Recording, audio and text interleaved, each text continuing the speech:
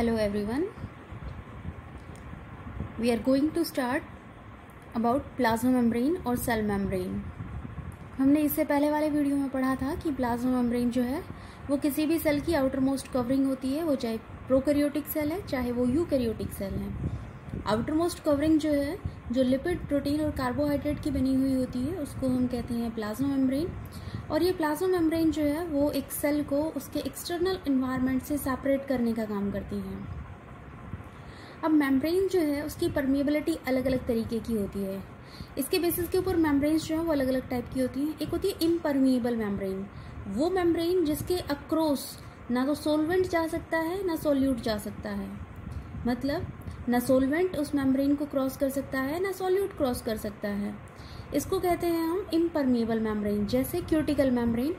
दूसरी आती है परमिएबल मेम्ब्रेन, वो मेम्ब्रेन जिसको क्रॉस करके सॉल्वेंट और सॉल्यूट दोनों के दोनों क्रॉस कर सकते हैं फ्रीली, उसको हम कहते हैं परमिएबल मेम्ब्रेन, जैसे प्राइमरी सेल वॉल।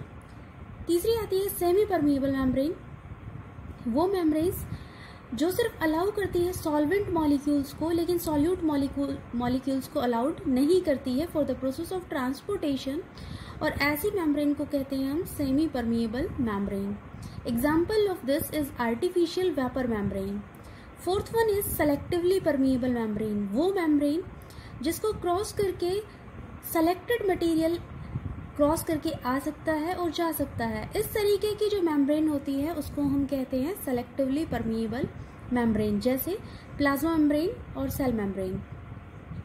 अब देखते हैं मॉलिक्यूलर स्ट्रक्चर प्लाज्मा मेम्ब्रेन का किस तरीके का होता है। तो प्लाज्मा मेम्ब्रेन जो है वो बनी हुई होती है, अभी हमने बताया था, प्रोटीन, लिपिड और कार्बोहाइड्रेट का। उसका जो बेसिक स्ट्रक्चर है वो बनाता है लिपिड, प्रोटीन और कार्बोहाइड्रेट उसके अंदर एम्बेडेड होते हैं। अगर हम फाइन स्ट्रक्चर देखते हैं इलेक्ट्रॉन माइक्रोस्कोप के अंदर, उसका जो फाइन स्ट्रक्चर है वो रिवील किया जाता है, तो प्लाज्मा मेम्ब्रेन जो है वो 3 लेयर की अपीयर होती है। मतलब प्लाज्मा मेम्ब्रेन में 3 लेयर्स होती हैं।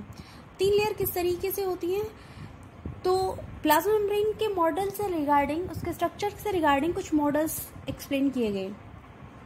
जो बेस्ट एक्सप्लेन मॉडल है और जो बेस्ट एक्सेप्टेड मॉडल है आज की डेट के अंदर, उसको हम कहते हैं फ्लूइड मोज़ेक मॉडल। इसको सबसे पहले दिया था सिंगर और निकोलसन नाम के साइंटिस्ट ने 1972 के अंदर।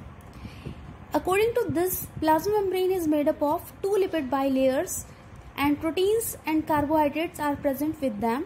Proteins are present in 2 forms, either within the lipid bilayer or outside the lipid bilayer. और ये जो मोज़ेक लाइक स्ट्रक्चर है, इसकी वजह से ही इस पर्टिकुलर मॉडल को नाम दिया गया fluid mosaic model.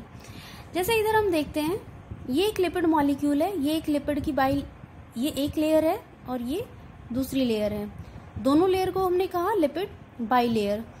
Lipid bilayer के अंदर यहाँ पर लिपिड का जो एक मॉलिक्यूल है, ये उसका हेड पार्ट है, ये टेल पार्ट है। हेड पार्ट हाइड्रोफिलिक होता है और टेल पार्ट हाइड्रोफोबिक होता है। हाइड्रोफिलिक मीन्स वाटर लविंग और हाइड्रोफोबिक मीन्स वाटर रिपेलिंग। कुछ प्रोटीन्स इस लिपिड बाइलेयर के बीच में प्रेजेंट होते हैं जो कैरियर प्रोटीन की तरह एक्ट करते हैं और भी बहुत सारे काम करते हैं। इन प्रोटीन्स को कहते हैं हम इंटीग्रल प्रोटीन्स या इंट्रिंसिक प्रोटीन्स। उसके अलावा कुछ प्रोटीन्स जो हैं वो इस लिपिड बाइलेयर के either of the this side और ऑफ द दिस साइड यहाँ पे प्रेजेंट होते हैं। इनको हम कहते हैं एक्सटर्नल प्रोटीन्स या एक्सट्रिंसिक प्रोटीन्स।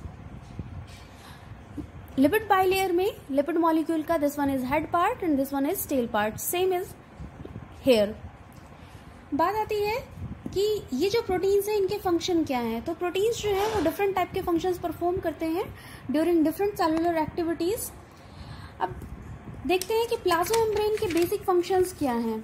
सो प्लाज्मा मेम्ब्रेन का मेन फंक्शन है कि उस सेल को एक्सटर्नल एनवायरनमेंट से सेपरेट करने का काम करती है। उसके अलावा ये सेल को एक शेप प्रोवाइड करने का काम करती है, एक शेप देती है। उसके अलावा उसके जो इंडिविजुअलिटी है उसको मेंटेन करके रखती है, उसकी जो आइडेंटिटी है उसको मेंटेन करके रखती है। सेल का जो कंटेंट है उसको प्रिवेंट रखती है, एक्स्ट्रा सेलुलर मटेरियल के साथ उसको मिक्स होने से बचाती है। उसके अलावा ये सेल को इंजरी से प्रोटेक्ट करती है और ये सेलेक्टिवली परमिएबल होती है, तो सेल का जो इंटरनल इन्वायरमेंट है, इंटरनल एटमॉस्फेयर है, उसको मेंटेन करके रखती है। जंक्शंस के थ्रू ये जो है सेल्स को टुगेदर रखती है, एक साथ रखती है, और ये जो है वो ऑर्गेनेल्स के साथ मिलकर साइटोप्लाज्म और ऑर्गेनेल्स के साथ मिलकर पूरी सेल का स्ट्रक्चर फॉर्म करती है।